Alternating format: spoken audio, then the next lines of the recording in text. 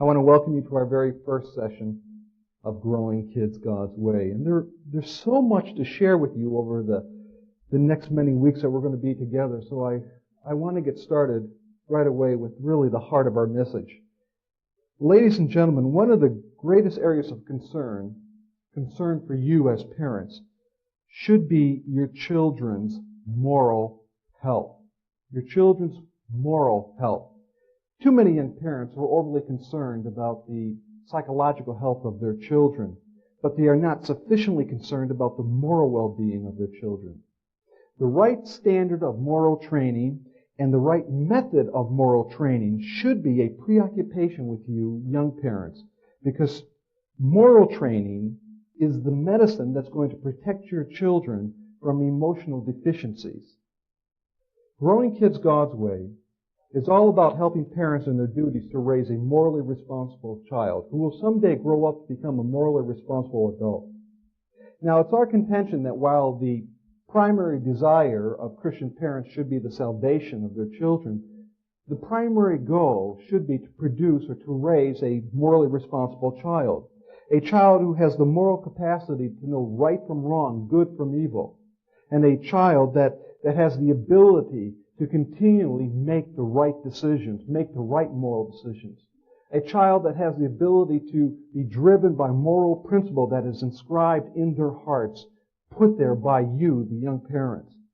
You know, many children, especially those growing up in a Christian home, have a basic understanding of right and wrong, but not as many of them have and here's the key word, the self-control to consistently make the right decision.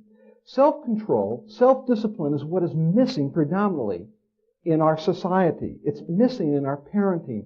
We no longer consider it a virtue for parenting to be instilled within the life of our children. You see, many of our children know a lot about the do-nots of life. They hear from you, do not steal, do not lie, do not cheat. But not so many of them know about the do's of life. Do be kind, do be gentle, do be deferring, the positive side, the virtuous side of parenting. Now, after studying the training patterns of Christian parents for many years, we have discovered that young parents are more preoccupied with suppressing evil than they are with elevating good. Now, suppressing evil is absolutely critical. We need to do that. But when we do that at the expense of elevating good, you end up distorting what good really means. If your entire focus is on restraining the waywardness of your children without any emphasis on the positive side, ultimately you will warp in the thinking of your children what good is all about. You see, many parents focus their energies on restraining unruly behavior. That's when they parent. They train by correcting the negatives, and that's just not sufficient. They often train out of shame. They often train out of embarrassment. Your children do something in a moment. Maybe some people are around. Maybe it's at church. And instantly, you're there training the child. You see, we are preoccupied with training our children in moments of conflict rather than training them in moments of non-conflict, which is much more superior in terms of time when training should take place. Restraining waywardness must be matched by instruction in righteousness and encouragement in virtuous living. Yes, we want to restrain wayward behavior, but at the same time, ladies and gentlemen, you need to also elevate moral goodness. You need to put that into your child. For example, we believe teaching a child to be sensitive in the spirit, knowing how to respond at moments when sensitivity is called, is a greater act of godliness than just getting your child to control his wayward behavior, his unruly behavior. Being able to do something that is right, being able to do something that is good without any prompting from anyone else, having that placed into the heart, that potential in the heart of the child, that is a greater act of virtue. That is a greater act of godliness. You see, moral restraint and moral assertiveness are two sides of the same coin. Both are needed, but never one to the exclusion of the other. And that statement leads me to our investigation, an investigation of biblical ethics. If we're going to raise a morally responsible child, then what is the standard? If we talk about morality, if we talk about values, then where are we going to get those values from? What is the standard for Christian parents? You know, we all live by personal values. For some, the choice between right and wrong, good and evil, is what is convenient for the moment. That's where we derived our values. For some, the choice between right and wrong comes from media influence, or it comes from cultural conviction. But for the Christian, moral decisions are absolutely based on the Bible and a discipline that is called ethics, biblical ethics. Biblical ethics affects the way we manage our life. Biblical ethics affects the way we think about the world. Biblical ethics is what governs our behavior.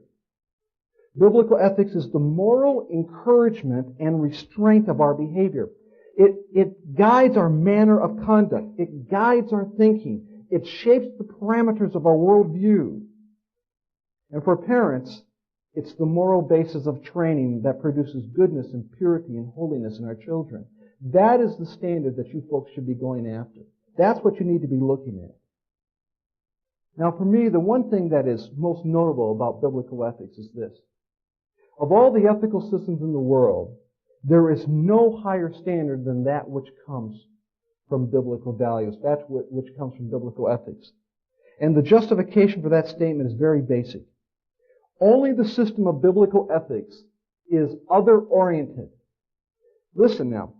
It is other-oriented, not as a means of salvation, but as the result of salvation. It is other-oriented, not to get us into heaven, but because of our position in heaven. Biblical ethics is completely other-oriented.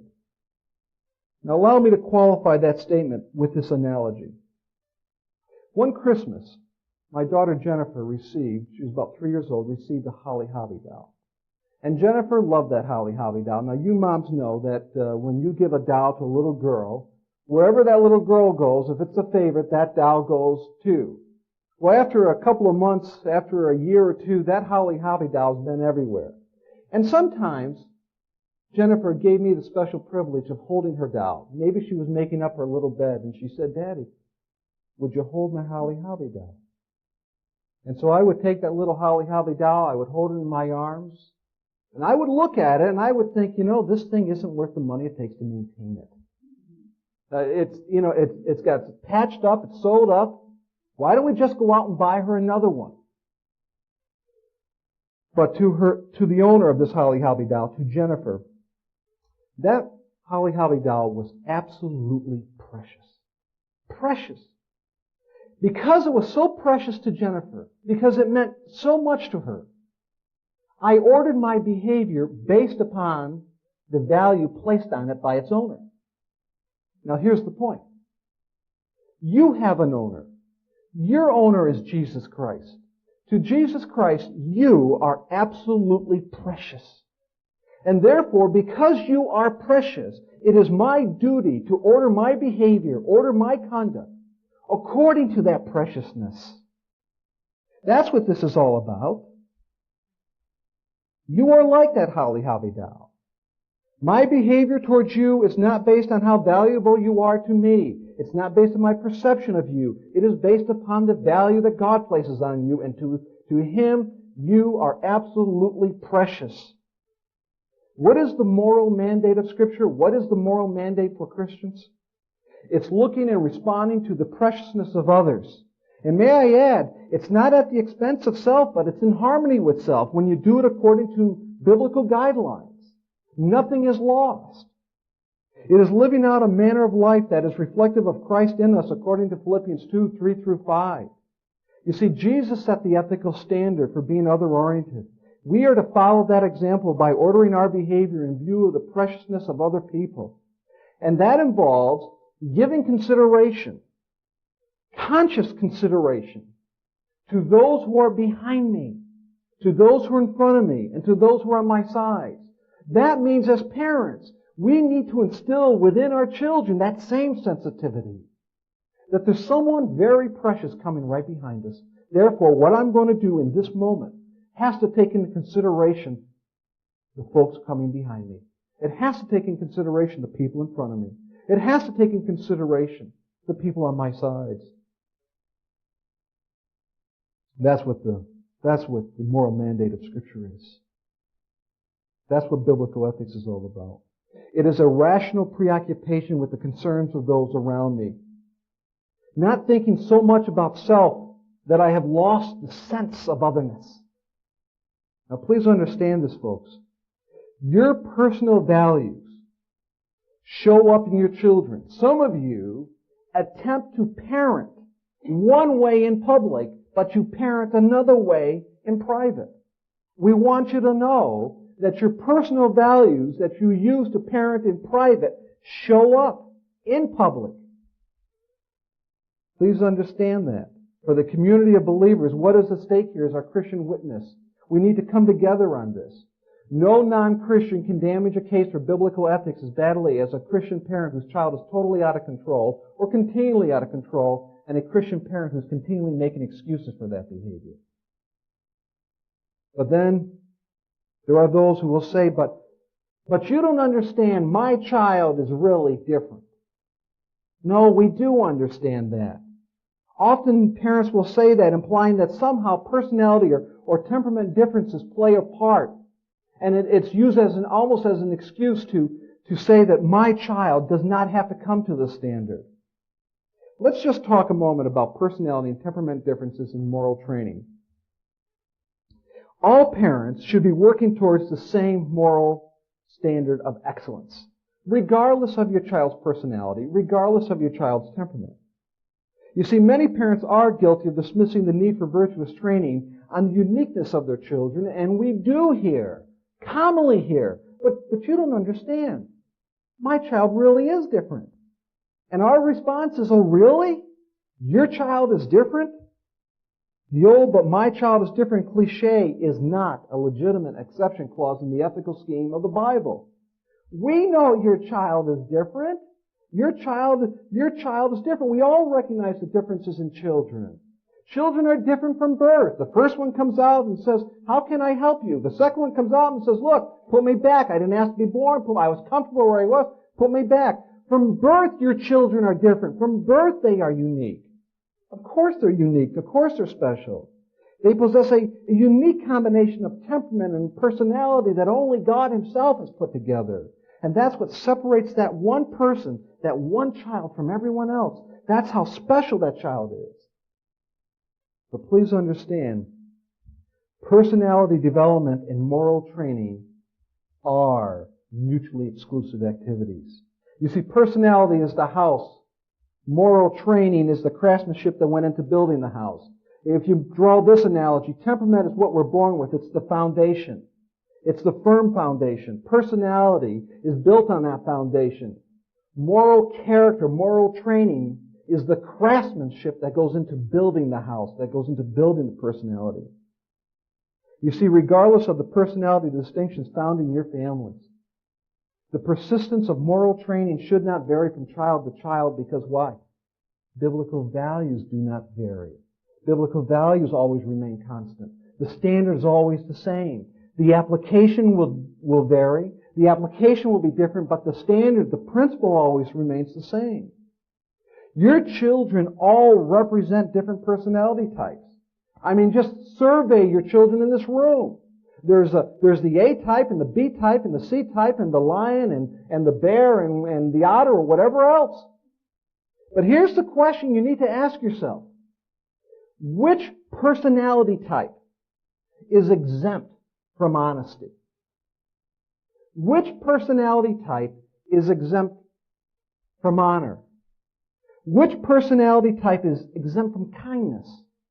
Which personality type of all of your children is exempt from gentleness? Which personality type is exempt from endurance or obedience or respect or integrity? And the list goes on. Obviously, the answer is none of them. Yes, they are special. Yes, they are unique. But they all need to be coming to the standard. We do not lower the standard based upon personality and temperament. We bring the child to the standard. Parents need to recognize and appreciate the uniqueness of each child, but understand that uniqueness has nothing to do with the ethical standard. It has nothing to do with the training. You know what that does? When we look at the uniqueness of your child, that tells us the areas that we have to work on. Because the child that is very outgoing, on the negative side, you're going to try to work on self-control, getting him to sit. But getting him to say hello to Mr. Esso, or returning a courtesy to someone, no problem. In contrast, the child that is more introverted, more shy, oh, you're not going to have a problem getting them to sit. They'll sit all day. Your problem, though, is going to be different. Your problem is going to get them to say hello, to get them to exchange the courtesy. What God wants you to do is recognize the uniqueness of your child, but do not bring the standard down to the child. You bring the child to the standard, taking into consideration the specialness of that child. The please and thank yous of life are the same for all. It also means that every family member within the Christian community is accountable to those values. And see, that really becomes the heart here. Every member in the Christian community who names the name of Christ are accountable to the same values, the same system. There's not 2 or 3 different systems for other people, for everyone. There's only one system, there's only one standard. But now the question has to be asked. If our goal is to produce a morally responsible child, if we know that there's a personality and temperament difference, but we're still going to bring our children to the standard, then what's going to stop parents from going to some rigid extreme to bring about their moral agenda or to bring about a moral goal? After all, history records many evils that have been done, all in the name of religion, to raise a morally responsible child, a God-fearing child. What's going to protect children from abuse? What's going to protect children from the deficiency in parenting, which is the predictable outcome of moral relativism and liberal leftist ideology? Our answer is pretty straightforward. Only biblical ethics provides a safeguard, preventing parents from drifting to the extremes of abuse, because only a biblical approach calls parent and child to a mutual accountability. The standards are the same for everyone. The moral laws, the moral rules are the same for mommy and daddy as they are for the children. You know, when you look at these extremes in parenting, you're going to find at one end is authoritarian parenting. At the other end, you're going to find permissive parenting. Now please listen. When the rules are suspended for the parents, but enforced for the child, you have authoritarian parenting. When the rules are suspended for the parents, do as I say, not as I do, but enforced for the child, don't lie, but then they hear you say, is that the phone? Tell them I'm not home. You see. When the rules are suspended for the parents but enforced for the child, you end up with authoritarian parenting. When the rules are suspended for the child, you end up with permissive parenting. Those are the two extremes. Now, in your workbook, there is a complete description of these two extremes. I want to encourage you to make sure you read your assignment, read your workbook, read everything that's in there. For now, it's enough to say, we believe both parenting extremes are wrong. Both are detrimental to the welfare of a child. And that's why Growing Kids God's Way, as opposed to Growing Kids the World's Way, will attempt to guide you according to the basic rules of biblical ethics, placing values on the inside, placing values in the hearts of your children. But now, folks, now the question has to be asked, how? So how do I raise a morally responsible child? What is it exactly that I need to do? Well, please note, first of all, the inability of Christian parents to produce a morally responsible child is not exclusively the result of authoritarian or permissive parenting. Actually, there's a much more fundamental rule that's violated, a much more fundamental reason why mothers and fathers in our society fail to raise a morally responsible child. And it's this. It's the parent's failure to instruct in moral principle. It's the parent's failure to instruct in moral principle. Now, what am I talking about here? Let's talk about the why behind the how. The place to start is in Deuteronomy 6:4-6. Moses is speaking. The children of Israel are now receiving instruction of how they are to live in the land. And he says this, "Hear, O Israel, the Lord is our God, and the Lord is one. And you shall love the Lord your God with all your heart, with all your soul, with all your might. And these words which I am commanding you today shall be in your heart." Now stop right there. Shall be in your heart. Number one, folks, if it's not in your heart, if the laws, if the principles of moral conduct are not in your heart, if it's not in your worldview, if it's not in your thinking, folks, there's no way in the world you're going to be able to pass it on to your children, you being the primary influence. It can't happen, and it won't happen. It needs to first be in your heart. Then Moses goes on and says, then teach your children diligently. Most interesting passage. It's most interesting because when he says teach your children diligently, every area that he talks about, whether you're sitting down, rising up, whether you're by the gate or walking, please note, those are all periods of non-conflict. They are not periods of conflict. It's not a period of correcting the child. They are periods of non-conflict. When moral principles being passed on to the child, when the child is much more receptive to receive that instruction.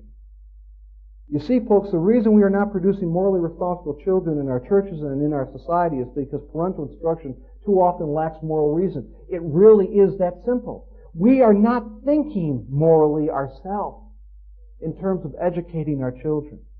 You see, we tell our children what to do, but do not tell them why they should do it. And that one ingredient is absolutely necessary if you're going to produce a moral child. Because knowing how to do right and knowing why to do right are distinctly two different things. Completely. The first represents action. The second represents principle. Not only do your children need to know why or how to do right, they also need to know why they are doing what they are doing. Or why, in the negative, why they are restraining themselves from doing certain actions. Too many of your children know how to apply moral law, but not many of them know the why behind it. Some have been taught what they should not do not steal, and some have been taught what they should do, share your toys with your sister. But parents in our society consistently fail to teach the moral or practical why of behavior.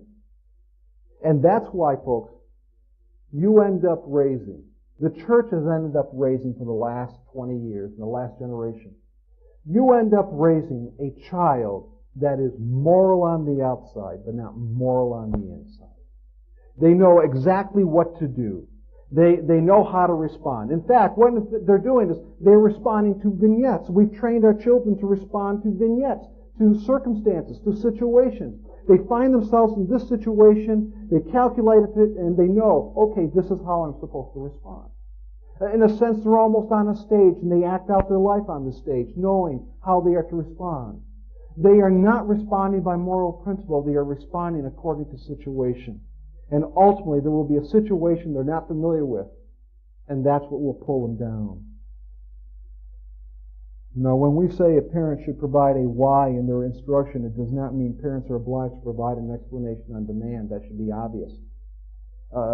There will be times, especially in the early years, when you have toddlers, it will be sufficient to simply say, because mommy said so. That's fine, or because daddy said so. But as your child grows older, you should become more accustomed to giving the child the moral reason, and in some cases, the practical reason behind your instructions. You want to do that because you have to take that reason and put it into their heart. Because, ladies and gentlemen, your goal is to raise a child that's driven by principle. And if you don't put the principle in the heart, they'll never be driven by it. Let me talk about providing the moral reason why and give you an example of this. Amory and I are associated in the early stages of an educational experiment that is measuring the relationship between moral excellence and academic achievement. Now, when children are interviewed for this experimental school, they have to go through a moral readiness evaluation. And several questions are asked to determine this readiness. Now, a typical series of questions asked of a 4-year-old or a 5-year-old would start with this scenario. If you were at dinner at Mr. and Mrs. Ezell's house and your family was over, and Mrs. Ezell was just clearing the table, and now she brings out this beautiful dessert to you, when would you start to eat your dessert? And many children will provide the right answers, especially some of you who have already been through Growing Kids God's Way. You will know the right answer. You've trained your child for the right answer. And so in their own little way, the 4 or 5-year-old would say, well, we would wait until Mrs. Ezzo sat down. And that's very good. They understand exactly what they should do. But then we ask the next question. Why? See, that's the key. Why would you wait? And the children who were trained in moral principle will be able to tell us in their own little words, well, that's a way of showing respect and honor to Mrs. Ezzo. That's just a way of saying thank you for this extra effort. Thank you for doing this for us. You see, here are children who are in the process of becoming morally responsible, morally righteous. They know what to do, but more importantly, ladies and gentlemen, they know why they should be doing it. These are children who are going to be driven by principle. They know exactly what they should be doing. You see, when it comes to making moral decisions, your children have to have the moral principle on the inside, and just like Deuteronomy 6 talked about, folks, you've got to put it there. You've got to put it there. So many times, parents will say to us, halfway through the Growing Kids God's Way series, or they'll write us and they'll see us on the street, and they will say to us, now, I thought I was coming to a class to help me in parenting, but I realized this is really for me. Well, that's right. This is really for you. I cannot begin to help you change your children unless I begin to change the way you see life. Begin to change your mindset, to call you to the standard, to remind you of what God requires of us.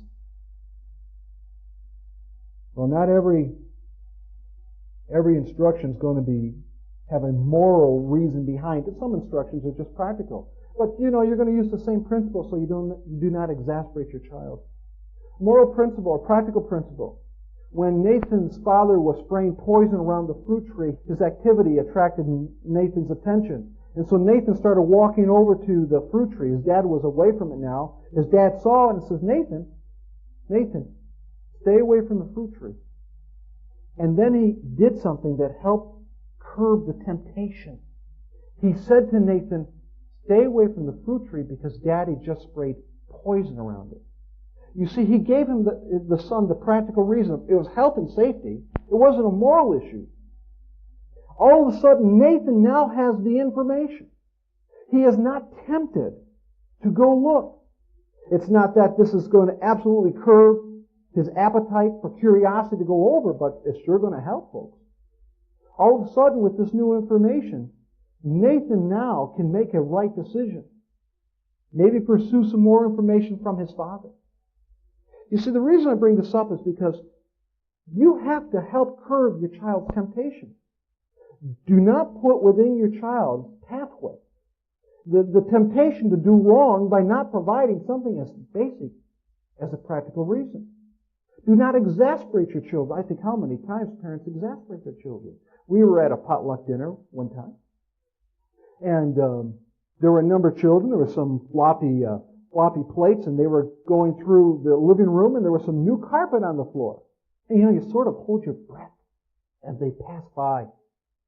And one mother, who was sensitive to the issue, said to her son, I don't want you going in the other room. I want you to sit right here until you're done, and your sister's going to sit here too. You finish your meal here, and then you can go play. Now you see, the mother called for moral action.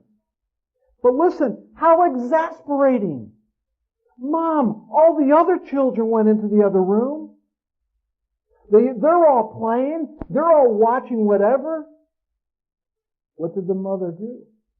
On one side, she was very sensitive. She realized she is morally responsible for the conduct of her children, and she wanted to take in consideration the preciousness of the home she's in, that new carpet, and so she curbed her child's behavior by having them sit right there. What she failed to do was to give the moral reason why. In this case, it's moral and practical. You know, son, this is a brand new carpet. And I would hate to think that anything would be spilled on this carpet by you. Because it's so new, I'm going to have you just finish your meal. You see, simply providing a basic reason why can eliminate the exasperation, can eliminate the potential temptation to want to go further, even though mommy and daddy said no. See, all of this helps contribute to build into a child that moral sense, being driven by principle. So providing the moral and practical why behind your instructions, absolutely critical if you're going to produce a morally responsible child. Now, to bring this portion of our discussion to a close, let me just summarize these 5 major themes of this presentation. Number 1, we started out by saying the goal of parenting, your goal, is to pursue or is to raise a morally responsible child, one that knows right from wrong, good from evil. Number 2, we said right from wrong, good from evil is based upon God's standard, biblical ethics. You know, God's standard represents His character, His holiness. So that's the standard by which we're going to make judgment now. So our goal is to produce a morally responsible child.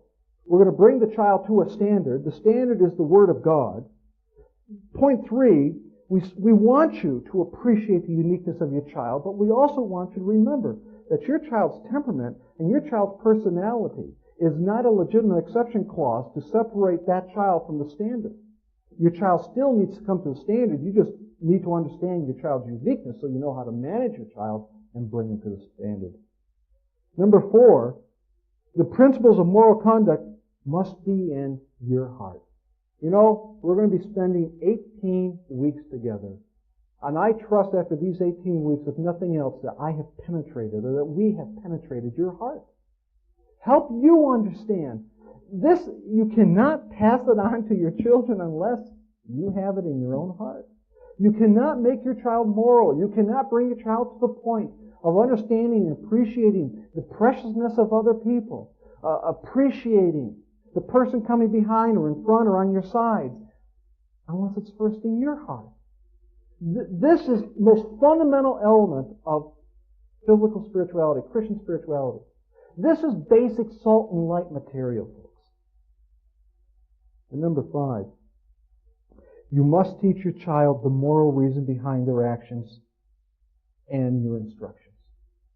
Simply by providing the moral reason. You know, you're not going to do it so much with your 2-year-old, 2.5-year-old, but you're going to start with your 3-year-old and up. And the older the child is, the more you need to communicate the moral reason why. And when do you do it?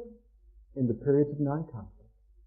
Not just when you correct. You will do it when you correct, but you need to continually do it in the periods of non-conflict.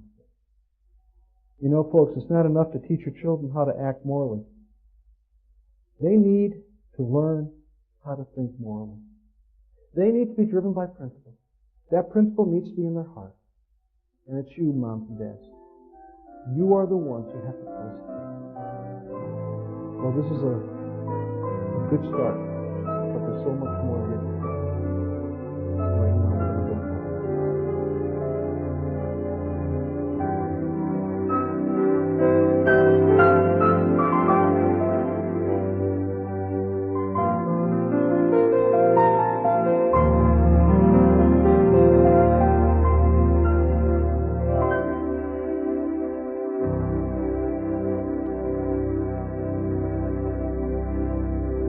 Our first wrap-up session. There was much material that was covered this evening in the teaching, but before we really kind of wrap it up, there's a question I'd like to ask you, Eric and Julie. You've been through Growing Kids a number of times. You've taught it. This is the first night for many of these couples with Growing Kids God's Way. What words of encouragement do you have for them based on tonight's lesson? Well, Gary was sharing the contrast between the authoritarian parent and the permissive parent. And as parents go through Growing Kids God's Way, they're going to find great victory when it comes to their child's obedience. They're going to get their child to do what they tell them to do. And it's our fear that many parents might fall into that authoritarian model without even knowing it. Let's face it, it's a lot easier for you to say something to your child and have them obey your command than it is to really take the time to train them in the moral and the practical reasons why. And then in contrast to that, some people have a tendency, depending on their personality, to be the permissive parent, to parent by their feelings rather than what is right and wrong. They have a tendency, if it feels right, they will go ahead and do that, whether it's right or not. Absolutely. Yeah, of course, the problem with that, hon, is that whenever you parent by your feelings, you have no objective basis to make a decision because everyone's feelings are different. Therefore, the actions of children, what they're allowed to do and not allowed to do, then become clouded. There's no basis in which to make a constant judgment. So both extremes are dangerous. I think one area, too, where feelings comes into play is in the issue of that you discussed about the uniqueness of each child and trying to reconcile, okay, this is God's standard, but my child is different. And it's very easy for our feelings and emotions to get in the way there. But now the two of you've got a set of identical twin boys. Right. Same DNA, same genes, all of those things are same, but they are not the same. That's right. It's an amazing study in God's great gift of personality and temperament to have identical twins. It's actually quite fun.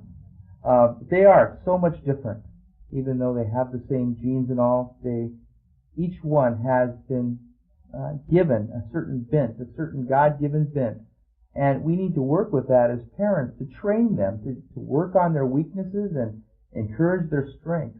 Bryant, for instance, he, as a young child, if he would have had a ball taken away from him, he would have been angry and would want to retaliate. And so we need to work with him in self-control. And Blake, on the other hand, will be the type that would sit and cry and whimper, and we need to get him to be more courageous. So God's character is the same. We need to work with each individual bent to bring them along.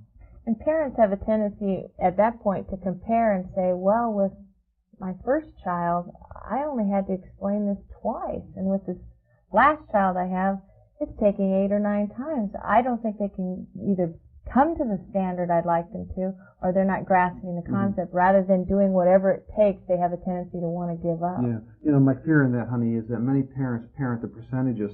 They will say, well, 3 out of 4 of my children are meeting the standard. It's okay for the baby not to meet it, or okay for the middle child not to meet it, when in fact we do great harm to our children morally when we do not bring them all to the standard. And that again just underscores the need for parents to understand that we do not bring the standard to the uniqueness of the child. We bring each child with their uniqueness to the standard constantly. In training and in encouraging, the standard remains the same. Right, and just even using your example with the two boys, they both needed to learn self-control. One in the area of withholding or bringing actions under control that would be aggressive, which for most parents, they find that objectionable. They don't want their child to be the one that's being the bully, whereas they may tend to tolerate a little whining or a little weakness in that area, but there's still just as much self-control involved in that. And that really can lead into is the importance of giving that moral reason why to our children, the practical reason. I know just with your children, even our children as they were growing up, the importance of that in keeping ourselves from becoming authoritarian or permissive in the same vein. Right. And it helps your child to build their conscience within them by giving them the moral reason why when your presence isn't around, where they don't have that person checking up on them, or they don't have that second, nudge, they are able to go to their conscience and say, I remember why Mom and Dad said we weren't allowed to do this. And so away from our presence, our children have a tendency to do what is right because of what we have taught them in the moral reason. I think it also prevents temptation. When you give the child the moral reason why, they have something to act on rather than a moral void in their heart at that point. Well, there's 1 Corinthians 10:13, which is a principle for all of us to remember for ourselves and our children, that there is no temptation that has overcome man, that God has not provided a way of escape. And so many times for our children, that way of escape is the moral reason why. And we know of one little fellow that you were counseling with the mom or helping her through a situation in the grocery store. And yes. This little guy, his mom had worked it through in a discipline situation. He enjoyed moving the little price labels up and down the little column underneath the items in the grocery store. And the mom had just worked on it, disciplining him and never giving him the reason why. And so after this lesson, she decided she would begin to give him the reason why he should not move the price labels. People behind you, Shane, do not know what the price is, and it will be very confusing to the people. They'll look, and everything's pushed together. The wrong prices are underneath the items, and it won't work. Well, she had victory, because after that, she could tell the light came on, And he began sharing with others, oh, don't touch the price labels because other people behind us won't know what the price of the item is. And so she could really tell that by giving the moral reason, she had diffused her discipline. And another thing, Julie, what happened in this situation, whenever parents provide the moral or practical reason why, ultimately they make obedience attractive. For this little guy, not moving the numbers now had meaning to it. Before the practical or moral reason why, it was meaningless. It was just something Mom wanted me to do. She was taking away my fun. But now there was a practical reason behind, and a moral reason behind Mom's instruction. Again, making obedience attractive, and that's exactly what we want to do, make obedience attractive. Once it clicked for him, he was able to understand it enough to communicate that to others, his brother or sister, which leads me to a point that I was thinking of, because Julie and I sort of fell into this trap too. Parents sometimes consider others as those outside the family, when in fact the family is the testing ground for all of society. That God's given us sort of a microcosm of a unit, a social unit that we can learn in and we can grow in and nurture in so that we become responsible adults in the future. Exactly. And another way this moral reason why comes into play too with this evening's lesson is helping your children to recognize the preciousness of others. That's really, for particularly young children, that's an abstract thought. You know, we want you to think about the people that are around you. Well, how do I think about those people? You know, do I just think about them in my mind? But this was a way for this little guy to realize there are people that are coming behind you, and because they are precious, we will not touch the numbers on the shelf. And so there's a number of lessons that can be taught and understood just with one. So here's a reason. case where Mom and Dad are taking the abstract theological or biblical principle and making it concrete for the child. They can see it very, very clearly. And I think that this is a good place maybe to begin closing down our wrap-up, because these folks have been with us for a long time in this session. But it all comes back to, we want to raise children that are moral on the inside, not just moral on the outside. You and I have been around the parenting business a long time, and we have seen parents who have given themselves to their children, and they tell us their children have been through the Christian school and through all the Sunday school and all the summer camps and everything that's so church-related. And when the child came into adulthood, they sort of abandoned everything they had ever learned. And parents ask us why. And you know, when we trace it back, usually there's one reason. It's because parents had children that were moral, strictly on the outside, but not moral on the inside. When we talk about children being moral on the inside, that means they have to be driven by moral principle, biblical principle, and we have to put the principle in. That's our duty. That's our job as parents, putting the principle in their heart. It's so important, and it's so foundational to everything we're going to be teaching you in Growing Kids God's Way, helping you to raise a morally responsible adult. Now, in our next session, what we're going to do is we're going to talk about law, principle, and freedom, and how not to be a legalist in parenting. That's something you definitely want to get ready to take notes on. You have homework. Do your homework. Do all your reading honestly. Answer all your study questions, because your class facilitator is going to be asking you for the answers to those study questions before we begin Session 2 of Growing Kids God's Way. Thanks for joining us in this session. We'll see you next week.